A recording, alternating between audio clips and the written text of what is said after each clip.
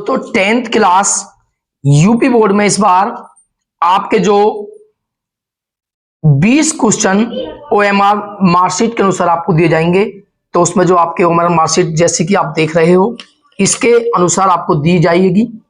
उसमें आपके पास जो 20 क्वेश्चन होंगे, 20 नंबर के क्वेश्चन हैं, वो आपको ओएमआर मार्कशीट द्वारा दिए जाएंगे।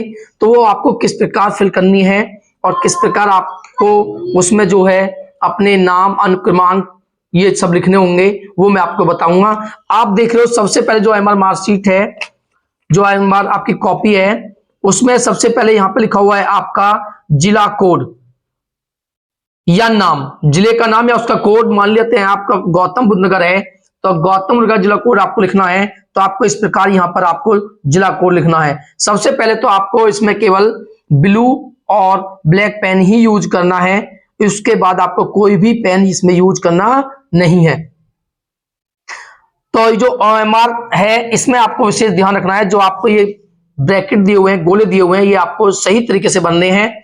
उसके बाद केंद्र कोड होगा, सभी के जो प्रेस पत्र हैं उसमें केंद्र कोड दिया हुआ होगा। जैसे कुछ का केंद्र कोड होता है 1145, इस प्रकार केंद्र कोड आपको लिखना है।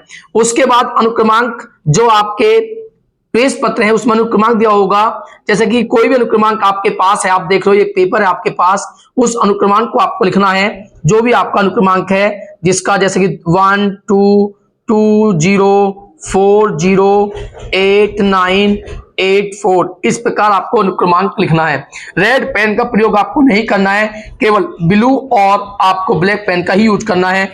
उसके बाद विषय कोड लिखना है आपको, और विषय कोड और उसका नाम लिखना है कि आपका विषय कोड क्या है। उस विषय कोड आपको दिया हुआ होगा, विषय कोड आपको लिखना है कि विषय कोड क्या है आपका, वो आपको लिखना है। उसके बाद आपका प्रश्न पत्र संख्या, जो प्रश्न पत्र संख्या है वो आपको यहां पर लिखनी है, जो भी प्रश्न पत्र आपकी संख्या होगी। और उसके बाद में जैसे कि आपकी प्रश्न पत्र संख्या कुछ भी लिखी हुई है, 824 लिखा हुआ है, इस तरीके से प्रश्न पत्र संख्या आपको लिखी हुई होगी। उसके बाद हमारा जो है इसमें लिखा हुआ है प्रश्न पत्र मार्क सीरीज, मार्क सीरीज आपको दी हुई होगी। वहां पे आपको ये पहला अक्षर और यहाँ पे दूसरा है, जैसे उससे मार्क सीरीज में पहला अक्षर आपका लिखा हुआ है, कुछ भी लिखा हुआ है वो आपको लिखना है। मान लेते हैं ए और दूसरा अक्षर है उसका एच। इस प्रकार लिखने के बाद में उन्हें यहां पर लिखेंगे और उसके देखेंगे जो ए है उसका ए अक्षर आपका आया हुआ है, तो वो आपका ये ए आया हुआ है, इसमें सभी लिखे होंगे नंबर। तो आपको ए को ही ब्लैक या ब्लू पेन से आपको मार्क करना है, केवल उसी गोले को मार्क करना है, उससे बाहर नहीं निकलना चाहिए। बाकी गोलों में आपको कुछ नहीं करना है। जो सीरीज आप यहां पर लिखोगे, जो लेटर आप यहां पर लिखोगे, उसी लेटर में आपको गोले को भरना है। जैसे यहां पर आपने एच लिखा हुआ है दूसरा अक्षर, तो आपको एच ही भरना है। तो आपको एच देखना है, एच यहां पर आया हुआ है तो आपको एच को ही इसमें मार्क करना है, केवल एच को ही आपको मार्क करना है और मार्क आपको नहीं करना है। उसके बाद आपका जो आया हुआ है ये लिखे हुए हैं आपके उत्तर, और उत्तर हैं 1 2 3 4 5 6 7 8 9 10 और 11 12 13 14 15 16 17 18 19 20 क्वेश्चन के आंसर हैं। मैंने आपको दिखाया है कि यहां पे कुछ क्वेश्चन लिखे हैं, मैंने अपने पास से 8 क्वेश्चन है। इसमें पहले क्वेश्चन लिखा हुआ है कॉपर पाइराइट का सूत्र लिखिए। तो यहां पर 4 विकल्प हैं, ए बी सी और डी। तो हम जानते हैं कॉपर पाइराइट का जो सूत्र होता है वो होता है CuFeS2, और इसका क्या है मार्क, बी। इसका बी आंसर है, तो पहले का आंसर बी है तो आपको बी में को ही मार्क करना है।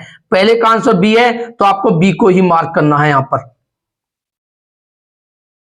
ठीक है। उसके बाद क्वेश्चन नंबर 2 देखते हैं, बल्ब का तंतु किस धातु का बना होता है। तो हम जानते हैं बल्ब का तंतु बना होता है टंगस्टन धातु का, और टंगस्टन क्या है आपका सी। तो आपको क्वेश्चन नंबर 2 में सी को ही गोले को भरना है, बाकी गोलों में आपको कुछ नहीं करना है।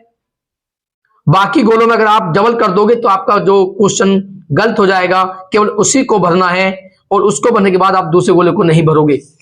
उसके बाद क्वेश्चन नंबर 3 देख रहे हो, प्रतिरोध का मात्रक क्या है। और आप जानते हो प्रतिरोध का जो मात्रक है वो ओम होता है, और ये है आपका ए। तो क्वेश्चन नंबर 3 का जो ए आंसर है, तो क्वेश्चन नंबर 3 जो लिखा हुआ है इसके हम ए को फिल करेंगे, एक गोले को भरेंगे, इसी प्रकार बाहर नहीं निकलना चाहिए। उसके बाद क्वेश्चन 4 में है कूलाम मात्रक है। किसका मात्रक? कूलाम। हम जानते हैं कूलाम आवेश का मात्रक है और आवेश जो है वो आपका बी है। तो क्वेश्चन नंबर 4 में आप बी भरोगे। तो क्वेश्चन नंबर 4 में आपका बी आएगा। उसके बाद क्वेश्चन 5 है विद्युत धारा का मापक यंत्र क्या है? विद्युत धारा किससे नापी जाती है? आप जानते हो विद्युत धारा को नापने वाला होता है एमीटर, और एमीटर क्या है इसका? सी पॉइंट पे। तो 5 का आंसर हुआ सी। तब 5 में आप सी भरोगे। उसके बाद क्वेश्चन नंबर 6 है कार्बन की संयोजकता कितनी होती है? 3 5 6 4 4 होती है। तो डी इसका आंसर छठे का हुआ डी। उस प्रकार 7वें क्वेश्चन में है C2H5OH का आईपीएसी नाम क्या है? हम जानते हैं ये होता है इथेनॉल। तो इथेनॉल कौन से नंबर पे? सी। तो 7वें का सी भरोगे आप। उसके बाद क्वेश्चन नंबर 8 है फोकस दूरी का मात्रक क्या है? हम जानते हैं फोकस दूरी का मात्रक क्या होता है? मीटर। तो इसमें ए है, तो 8वां जो है वो आप ए लिखोगे। इसी प्रकार आपको मार्क करने हैं, आपको दूसरे कॉलम को मार्क नहीं करना है, केवल जिस नंबर में जो ए बी सी में जो उसका आंसर है उसी को मार्क करना है। उसके बाद आपको किसी को मार्क नहीं करना है। इसी प्रकार ये जितने भी आपके क्वेश्चन हैं आप देखोगे हमें केवल एक को ही मार्क करना है, जो भी आपके आंसर होंगे। जैसे मान लेते हैं आपका 10 का सी है तो आप सी को मार्क करोगे। आपका 11 का ए है, आप ए को मार्क करोगे, ए गोले को भरोगे। 12 का सी है, आप सी को भरोगे। 13 का ए है, ए को भरोगे। इसी प्रकार 15 का ए है, ए को भरोगे। 14 का सी है, सी को भरोगे। 16 का आपका डी है, आप डी को भरोगे। आपको क्वेश्चन के अकॉर्डिंग भरने हैं। उन्हें करने के बाद आपके सबसे नीचे दिया हुआ है, आपने जो उत्तर दिए हैं, जो आपने उत्तर दिए हैं उसमें आपने देखा कि जो पहली संख्या थी आपने उसमें आपने बी भरा है, तो यहां पे बी आता है आपका। उसके बाद में दूसरे में आपने देखा सी है, तो यहां सी आएगा आपका।